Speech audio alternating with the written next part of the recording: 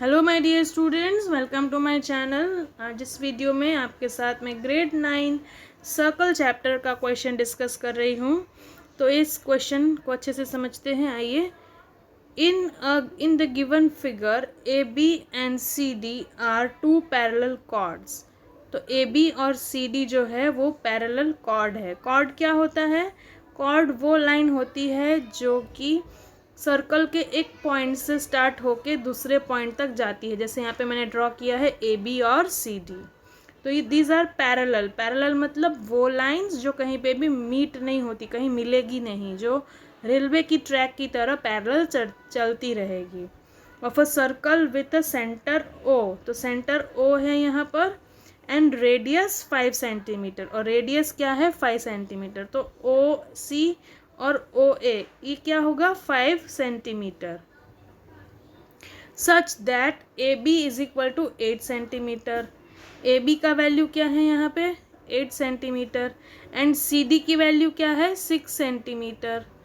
If O P is perpendicular to A B and O Q is perpendicular to C D. तो O P क्या होगा? O P is perpendicular to A B और O Q is perpendicular to C D. तो यहाँ पे perpendicular है वो हमको दिया है। Determine the length of P Q. ये पी क्यू की पूरी लेंथ क्या है वो हमें निकालनी है। मतलब ए बी और सी डी के बीच का जो डिस्टेंस कितना है वो निकालना है। तो आई होप आपको ये क्वेश्चन समझ में आया होगा। अब यहाँ पे हमको ऑलरेडी दिया है क्वेश्चन में कि O P is perpendicular to A B. So O P is perpendicular to A B, ये जो क्वेश्चन में दिया है, मतलब जो परपेंडिकुलर लाइन सेंटर में से आती है और कॉर्ड को टच होती है, वो लाइन जो है वो कॉर्ड को, मतलब ए बी को 2 इक्वल पार्ट्स में डिवाइड करती है। मतलब इट बाइसेक्ट्स द कॉर्ड। अब जब वो कॉर्ड बाइसेक्ट करती है तो क्या होगा? ए पी क्या हो जाएगा? A P is equal to half of A B. A P क्या होगा? हाफ ऑफ ए बी होगा। ए बी क्या है? पूरा ए बी की पूरी वैल्यू कितनी दी है हमें? 8 सेंटीमीटर। तो is equal to half of 8 centimetre. मतलब ए पी का वैल्यू क्या हो जाएगा? 4 सेंटीमीटर। यहाँ पे ए और पी का value 4 centimetre. Similarly C Q, ये जो पूरा है C Q is equal to half of C D. C Q is equal to half of C D. ये पूरा सी डी का हाफ हो जाएगा सी क्यू। तो सी डी की वैल्यू हमें दी है कितना यहाँ पर? 6 सेंटीमीटर। तो हाफ ऑफ 6 क्या हो जाएगा? 3। तो सी क्यू की वैल्यू कितनी आएगी? 3 सेंटीमीटर। ठीक है। तो क्वेश्चन में जो हमको दिया है उसके ऊपर से हमने ए पी और सी क्यू की वैल्यू निकाली। अब ये वैल्यू हमने क्यों निकाली? क्योंकि यहाँ पे हम ओ सी और ओ ए को ज्वाइंट करेंगे और ये हमारे हो जाएंगे राइट एंगल ट्राइंगल। तो एक हमारा राइट ट्राइंगल होगा O C Q, right angle triangle, और दूसरा राइट एंगल ट्राइंगल हमारा होगा ओ पी और ए।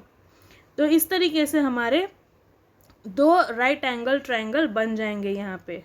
ठीक है। तो इसीलिए हमने इसकी वैल्यू निकाली। ए पी की वैल्यू हमने निकाली 4 और ओ सी क्यू की वैल्यू निकाली हमने 3।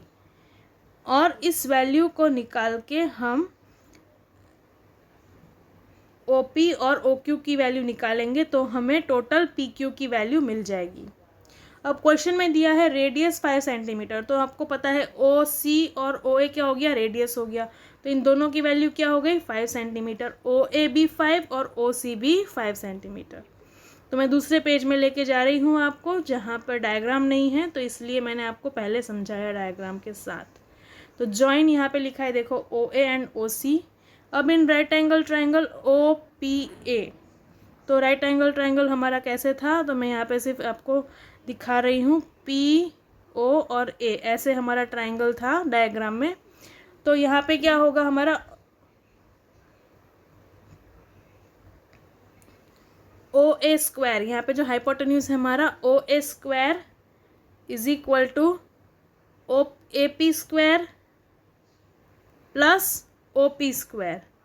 ठीक है। इस तरीके से इक्वेशन बनेगी।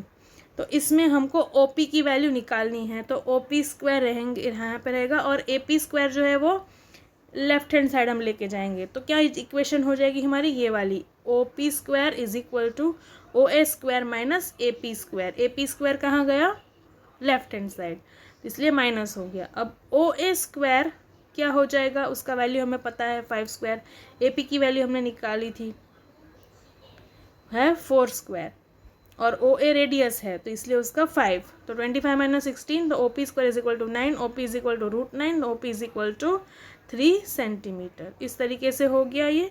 अब नेक्स्ट है right triangle O C Q. O C Q का कैसे होगा,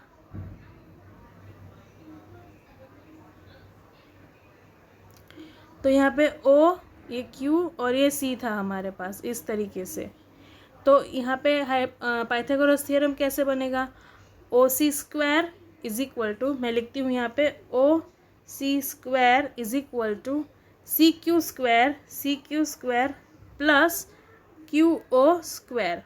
तो राइट एंगल के अपोजिट साइड होती है जो साइड ये वाली ओ सी, वो हाइपोटेन्यूज होती है, उसका square is equal to square of both the side, C Q square and O Q square. अब ओ क्यू की वैल्यू हमें निकालनी है, ओ क्यू स्क्वायर की वैल्यू निकालनी है, Q square is equal to O C square minus ये C Q square जो है हम लेफ्ट हैंड साइड लेके जाएंगे, तो हमारी इक्वेशन कैसे बन जाएगी, इस तरीके से बन जाएगी ये वाली। अब ओ सी की वैल्यू हमें पता है क्या है, रेडियस है तो 5 स्क्वायर, और सी क्यू की वैल्यू हमने निकाली थी, उसकी वैल्यू थी 3 स्क्वायर इज 9, 5 स्क्वायर इज 25, तो ओ क्यू स्क्वायर इज 16, तो ओ क्यू क्या हो जाएगा √16, तो ओ क्यू हमारा हो गया 4 सेंटीमीटर। अब यहाँ पे हमको ये प्रूव करना है कि पी ओ क्यू जो है वो कोलिनियर है, मतलब एक ही लाइन में है।